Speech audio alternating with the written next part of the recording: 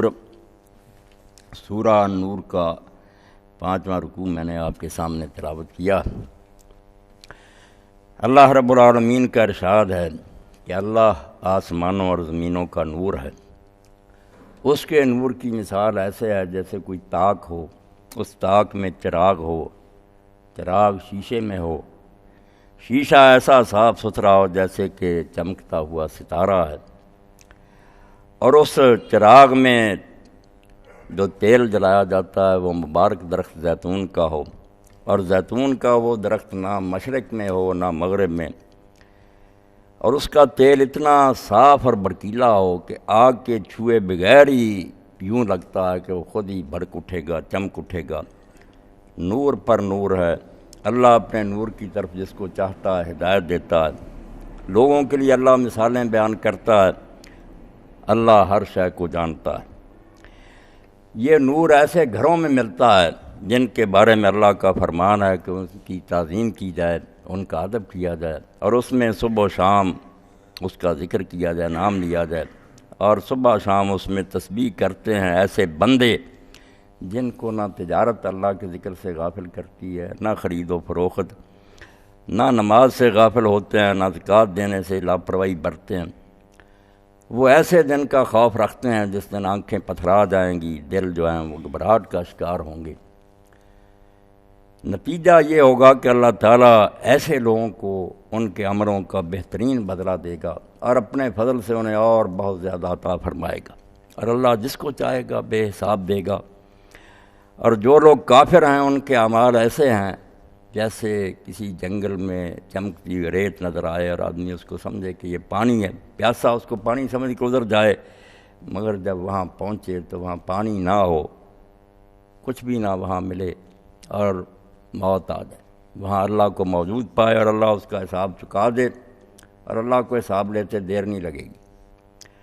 یا کافروں کے اعمال کی مثال ایسے ہے جیسے کوئی گہرا سمندر ہو، اس میں اندھیرے ہوں، موج پر موج چڑھی آتی ہو، اوپر بادل ہوں، ظلمات بعضها فوق بعض، ایک اندھیرا نہیں، اندھیرے پر اندھیرے چڑھے ہوئے، حتیٰ کہ یوں معلوم ہوتا کہ اگر وہ اپنا ہاتھ بھی نکالے تو اندھیروں میں اپنے ہاتھ کو بھی نہیں دیکھ سکے۔ جس کو اللہ نور نہ دے اس کو پھر کہیں سے روشنی نہیں مل سکتی۔ قرآن مجید میں یہ بات اللہ تعالیٰ نے بار بار بیان فرمائی ہے کہ جو خالق ہے اس کو ہادی ہونا چاہیے۔ جس نے یہ دنیا بنائی ہے نا، اس کو بنانے کے ساتھ ساتھ ہر شے کو یہ رہنمائی دینی چاہیے کہ وہ کس غرض کے لیے بنی ہے، اور کیا وہ طریقہ ہے، لایا عمل ہے جس کو وہ شے اختیار کرے اور اپنی جو اس کی پیدائش کی غرض ہے اس کو پورا کر سکے۔ یہ جاندار بے جان سب میں ہے۔ ہدایت اتنی عام ہے اللہ کی کہ اس نے صرف پیدا ہی نہیں کر دیا۔ جیسے آپ دیکھتے ہیں جو بھی لوگ مشینیں ایجاد کرتے ہیں یا کوئی دوائی بناتے ہیں، ساتھ ہی ایک پرچہ ہدایات کا وہ بند کر دیتے ہیں کہ اس طرح اس چیز کو استعمال کرنا، خرابی ہو جائے تو یہ علاج کرنا۔ یہ ہدایت جو ہے یہ اللہ تعالیٰ کی اتنی عام ہے کہ موسیٰ علیہ السلام جب فرعون کے دربار میں گئے ہیں اور انہوں نے کہا کہ میرا رب تو رب العالمین ہے، تو فرعون نے پوچھا کہ رب العالمین کیا؟ تو اس وقت اللہ کا جو تعارف کرایا اور پہچان یہ یہی تھی، ربنا الذی آتی کل شیء خلقہ ثم ھدی۔ اور یہ اللہ تعالیٰ کے ہونے کی سب سے بڑی دلیل ہے جس کو کوئی دہریہ اگر وہ ہٹ درمی نہ کرے جٹلا نہیں سکتے، کہ یہ بے جان چیزوں تک کو علم ہے کہ ہم نے کام کیسے کرنا، جن کو ہم سمجھتے ہیں یہ عقل و شعور سے خالی ہیں، پرندے وغیرہ کیڑے مکوڑے یہ بھی جانتے، اور ان میں اتنی عقل ہے کہ بعض مرتبہ تو معلوم ہوتا ہے کہ ہم خواہ مخواہ کہہ دیتے ہیں کہ ان میں عقل نہیں، انسانوں سے بھی زیادہ۔ یہ شہد کی مکھی اللہ نے قرآن میں کہا، ہم نے اس کو وحی کی ہے، کس طرح پھولوں سے تم نے یہ چوسنا اور کس طرح شہد بنانا اور کس طرح اپنا مکان بنانا۔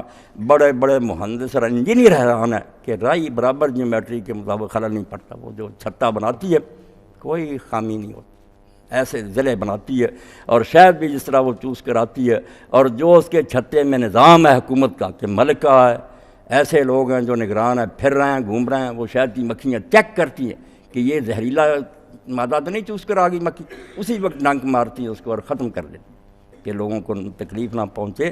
اتنا عجیب نظام ہے کہ لوگ حیران ہوتے ہیں، اور اس پر لوگوں نے کتابیں لکھ لی۔ یہ جو علم کے شوقین ہیں، بے شک خدا کو مانے نا، عمریں گزار دی انہوں نے سمجھنے کی، کوئی چیونٹیوں کے پاس بیٹھ گیا، اور یہی سلیمان علیہ السلام نے کہا go to the ant and be wise, اور یہ چونٹی کے پاس چلا جا اور دانا بن جا، اس سے ہی تمہیں پتہ چل جائے گا کہ ان کا نظام کیا۔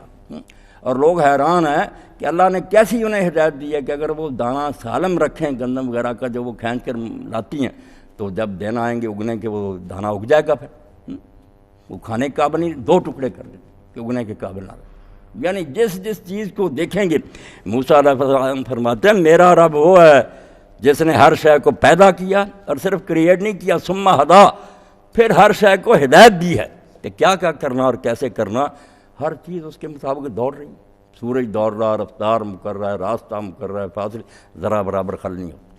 تو اللہ کے بارے میں کہا گیا کہ اللہ آسمانوں زمینوں کا نور ہے۔ نور کیا ہوتا ہے؟ جب نور ہوتا ہے، روشنی ہوتی ہے تو ہر شے صاف نظر آتی ہے کہ یہ سانپ ہے، یہ رسی ہے، کسی چیز کے بارے میں غلط فہمی نہیں رہتی، صاف روشنی میں نظر آتا۔ تو اللہ کا نور ہونا کوئی یہ نہیں کہ وہ چمکیلی چیز ہے، لوگ چکر میں پڑ گئے۔ بات تو سیدھی ہے جو آخر میں ہی فرمایا کہ اللہ اپنے نور کی طرف جس کو چاہتا ہے ہدایت دیتا، اور وہ نور مسجدوں میں ملتا اور ایسے لوگوں کو ملتا۔ وہ نور دین ہی ہے کہ جس طرح باقی مخلوق کو اس نے ہدایت دی ہے، اسی طرح انسانوں کے لیے بھی ہدایت کا انتظام کیا اور دورہ کیا۔ جو مثال دی ہے نا، اس پر آپ ذرا توجہ فرمائیں۔ اللہ نے خامی نہیں رہنے دی ہدایت میں کہ انسان یہ نہ کہیں کہ یار روشنی مدھم تھی، نظر نہیں آیا، اسی لیے فرمایا نور نہ لانو، معمولی روشنی نہیں، اب بہانہ نہیں کسی کے چلے گا۔ اب جو ٹھوکر کھائے گا وہ جان بوجھ کر کھائے گا اور وہ جہنم میں جائے گا۔ اللہ کی طرف سے روشنی کا اتنا اہتمام ہے کہ اب کوئی شکایت ہی نہیں کر سکتا۔ ایک اندر روشنی رکھ دی باطن میں، ایک خارج میں، ایک اندر ہے جو سارا انتظام کر دیا۔ وہ مثال ساری جو نا اندر بالکل چراغ جلنے کے لیے تیار کھڑا ہے، اور باہر سے پھر اس کو دیا سلائی جو دکھائی جاتی ہے جس کو وہی کہتے ہیں، وہ باہر سے۔ اور یہ بالکل ایسے ہی آپ سمجھ لیں جیسے آنکھ جو ہے تب دیکھ سکتی ہے اگر آنکھ کے اندر بھی روشنی ہو، بن کی پتلی ختم ہو جاتی وہ نہیں دیکھ سکتی، اندر بھی ہونی چاہیے، مگر اندر کی روشنی کافی نہیں، باہر بھی روشنی ہونی چاہیے۔ رات ہو تو کوئی چراغ جلنا چاہیے، دن ہو تو سورج ہونا چاہیے، 2 روشنیاں ملتی ہیں پھر جا کر نظر آتا۔ اسی طرح اللہ فرماتا اگر اندر کی روشنی نہ ہوتی، اندھے کو باہر کی روشنی نظر ہی نہیں آتی، اسی طرح اگر تمہارے اپنے اندر اتنی روشنی نہ ہوتی تو تم نبی کو کیسے پہچان سکتے؟ جیسے آدمی کی اپنی آنکھ ہی اندھی ہو، وہ باہر کی روشنی کو کیا دیکھے گا؟ اس لیے اندر بھی اتنی صلاحیت اللہ نے رکھ دی ہے، خیر و شر کی اتنی تمیز رکھ دی ہے، فَأَلْهَمَهَا فُجُورَهَا وَالتَّقْوَىٰ، کہ ایسا صاف ستھرا انسان کو بنایا، بعد میں بگڑ جائے۔ ہر ایک کے اندر ہم نے ایک باطنی ہدایت پیدا کرتی ہے، نیکی بدی کو پہچانتا، اور وہ مشرق سے مغرب تک سارے لوگوں کی یکساں مسلمات ہیں، سب مانتے ہیں کہ عدل جو ہے اچھی بات ہے، ظلم برائی ہے، رحم نیکی ہے، زیادتی کرنا برا۔ یہ چیزیں اگر اندر موجود نہ ہوں تو نبی کی تعلیم کو کیا پہچانے کہ یہ خوبی کی بات کر رہا ہے یا بدماشی کی باتیں کر رہا ہے؟ اور اسی لیے ایک بدوی کے بارے میں مفسرین لکھتے ہیں کہ جب لوگوں نے پوچھا اس سے کہ تم نے رسول اللہ کو کیسے نبی پہچانا، اس نے کہا یار جو بات اس نے کہی ہے میرے دل نے اندر سے کہا کہ واقعی یہی تعلیم دینی چاہیے۔ یہ ایسی معروفات، اسی لیے قرآن نے معروف کہتا، جانی پہچانی باتیں، کوئی نئی باتیں نہیں تمہارے اندر وہ ڈیر رہا، وہ سب تمہاری جانی پہچانی باتیں، مگر اس پر طے جمع ہوئی ہے، وہ اتار دیتا اور تمہیں نظر آنا شروع ہو جاتا۔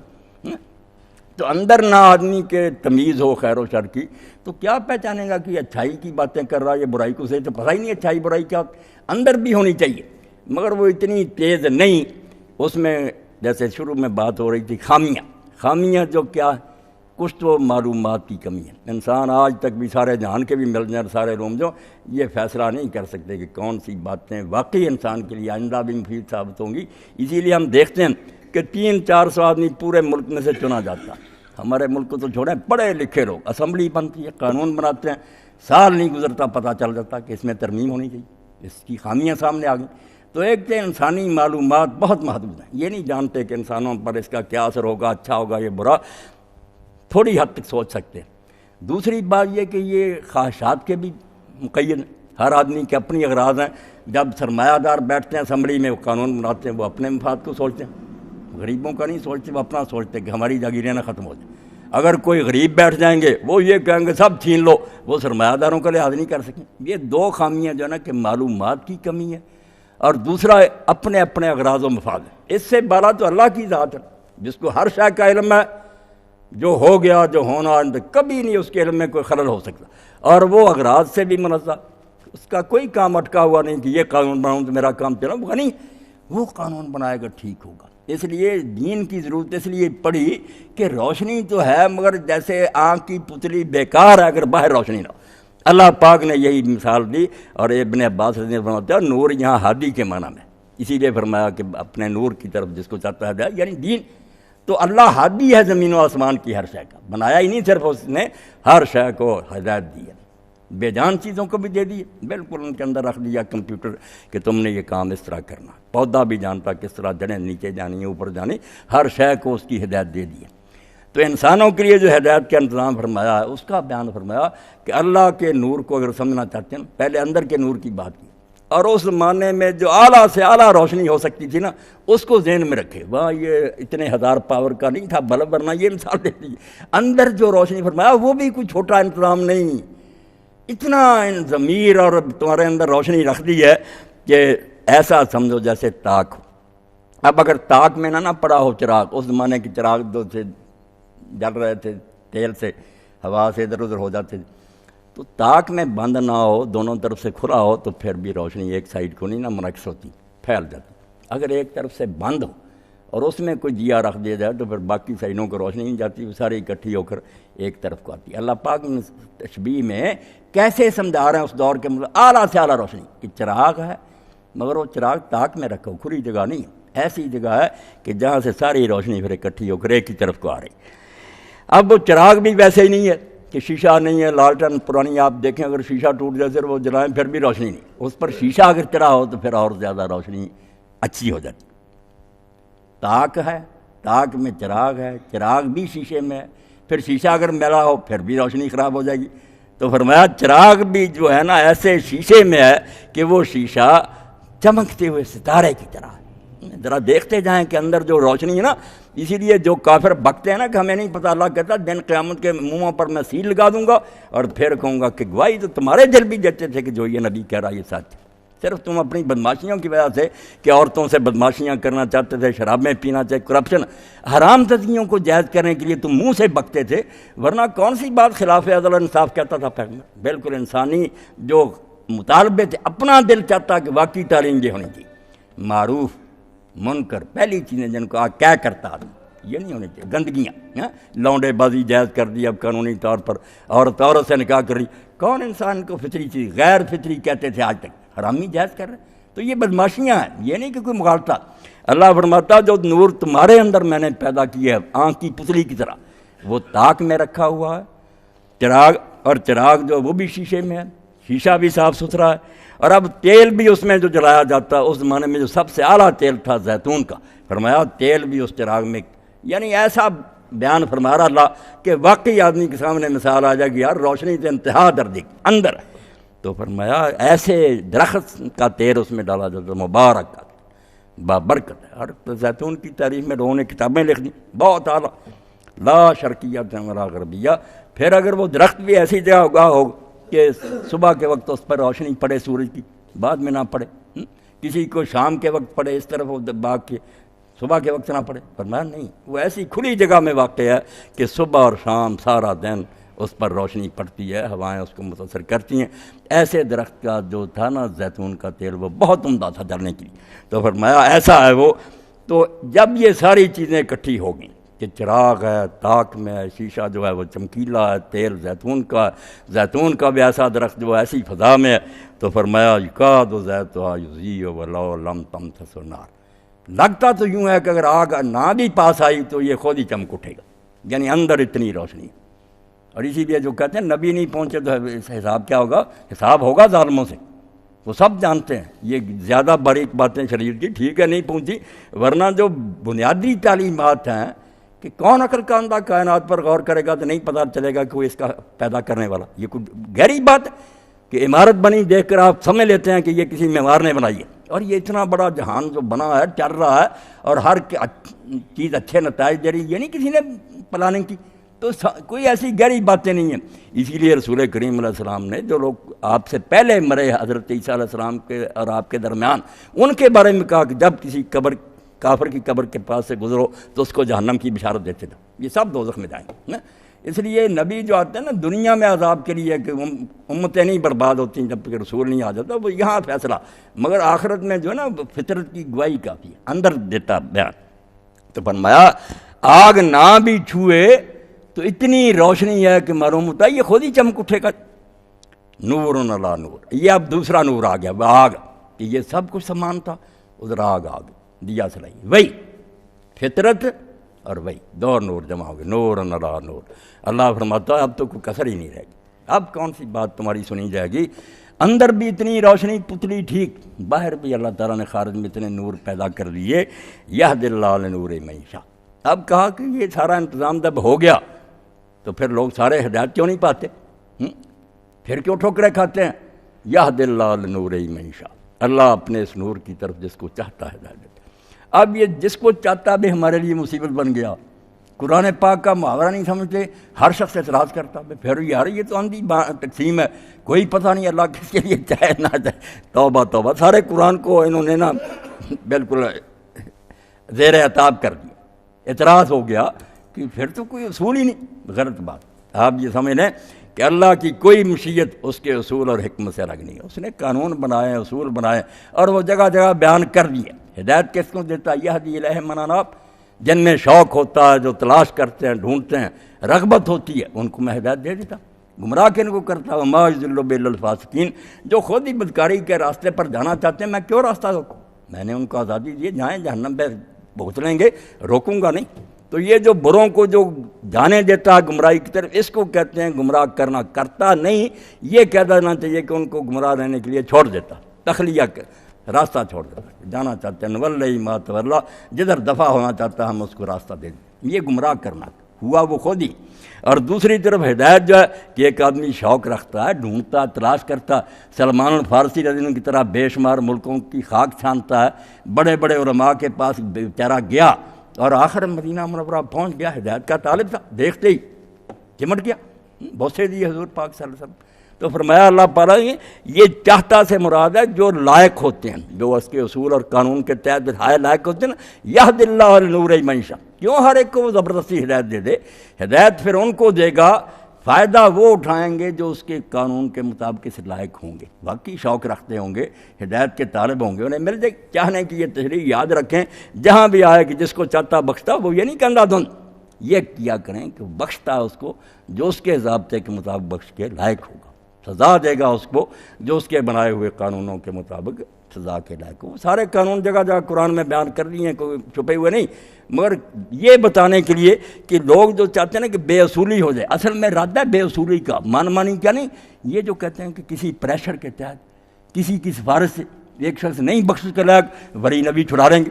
اللہ کہتا پھر میری مرضی تو نہ چلی، میں تو انڈر پریشر ہوا اور میں جو چاہوں گا مطلب میں اپنے اصولوں کے تحت فیصلہ کروں گا. کوئی سفارش اور کوئی دباؤ اس میں مزاحم نہیں ہوئی. یہ ہے بات کہ بلا شرکت غیر فیصلے ہوں گے، دوسروں کا دخل نہیں اس میں چلے گا. رد اس کا ہے، باقی اس کی مشیت ہے، وہ حکمت کے ساتھ نہ تھی.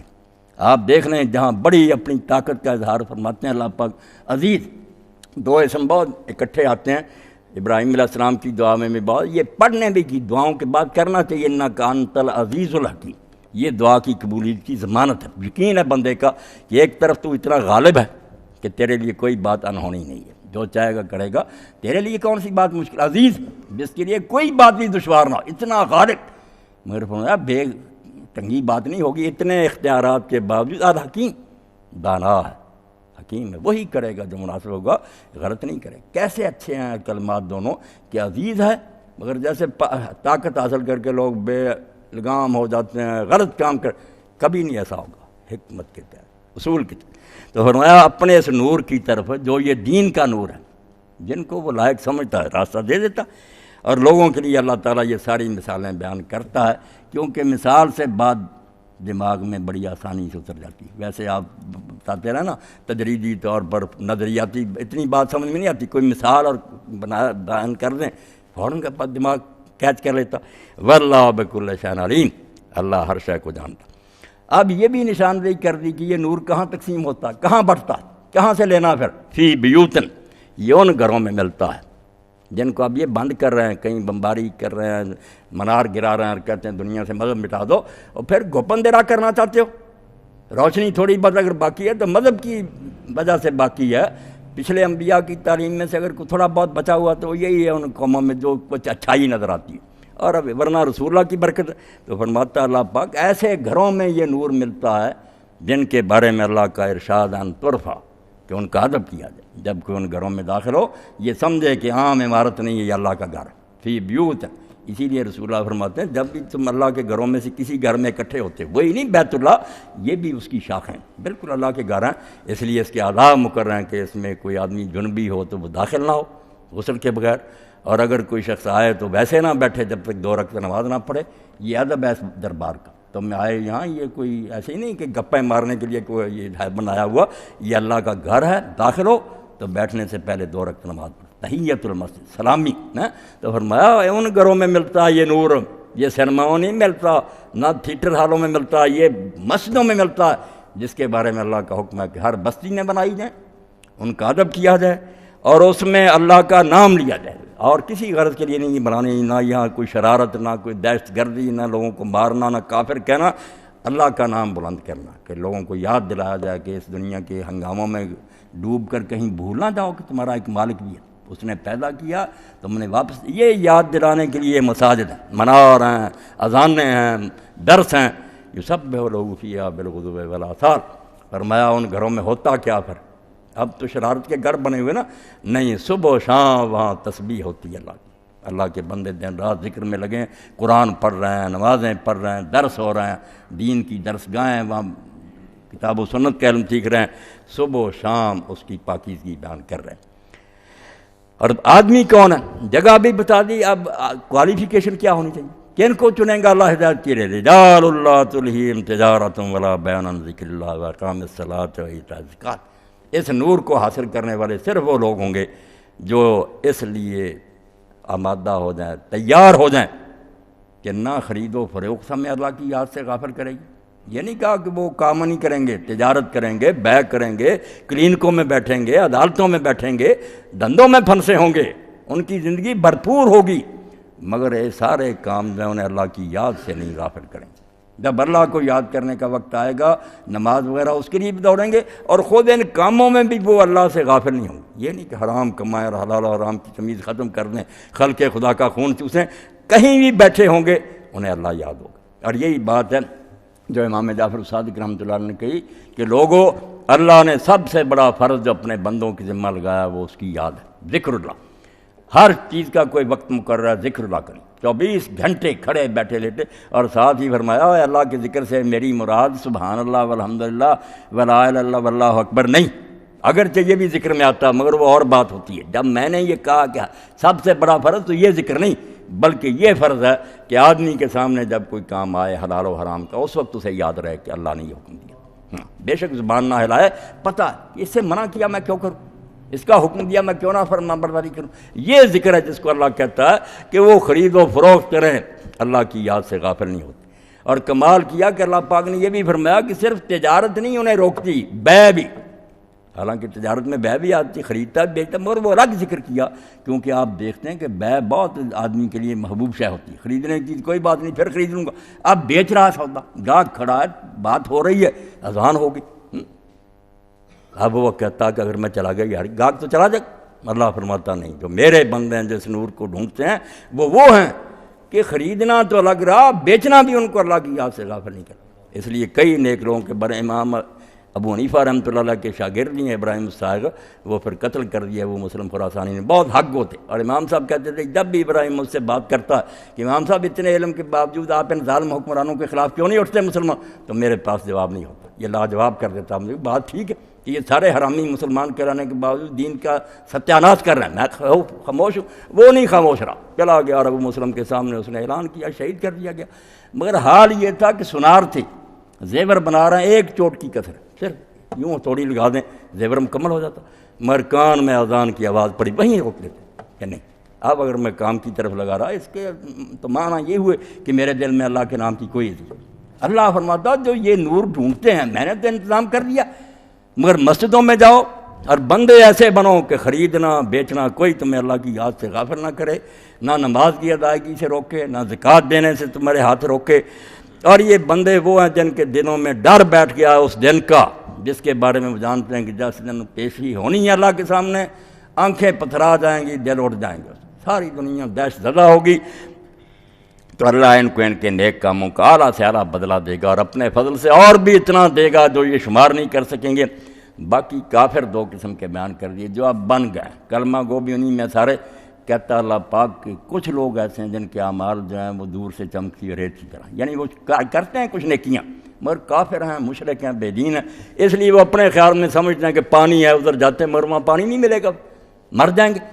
یہ وہ لوگ جو سرے سے بے دین نہیں ہیں، اللہ پر ایمان ہے مگر کافر ہیں، ہندو ہیں، سکھ عیسائی وغیرہ، ان کی نیکیوں پر بھی ہم پریشان ہوتے ہیں نا، اسپتال بنایا، گنگا رام فلانا، اللہ فرماتا ہے یہ ایسے دور سے چمکتی ہوئی ریت، جائیں گے وہاں کچھ نہیں ملے گا، کیونکہ عمل کی قبولیت کے لیے ایمان درکار ہے۔ وہ نہیں مانتے اللہ رسول کو، باغی ہیں، اس لیے باغیوں کو کیا انعام دیا جائے۔ اور دوسری طرف فرمایا کہ کچھ وہ ہیں جو سرے سے ہی اندھیروں میں گم ہیں، وہ تو ایسے ہیں کہ گہرا سمندر ہے، رات ہے، بادل ہیں، موج پر موج چڑھی، ان کو تو فرمایا کہ ظلمات بعض وفاقبات، بالکل کٹڑ کافر جن کو کہہ لیں، دہری سرے سے پتہ ہی نہیں کہ کوئی، تو ان کا اللہ پاک فرماتا ہے کہ ان کا تو حال یہ ہے کہ ہاتھ بھی نکالتے ہیں تو ہاتھ بھی انہیں نظر نہیں آتا، غرق ہو چکے، بڑے بڑے پڑھے لکھے دانشور، مگر ہر قسم کی بے حیائی بدکاری کے وہ جائز کرنے والے ہیں، اللہ انہیں یاد نہیں۔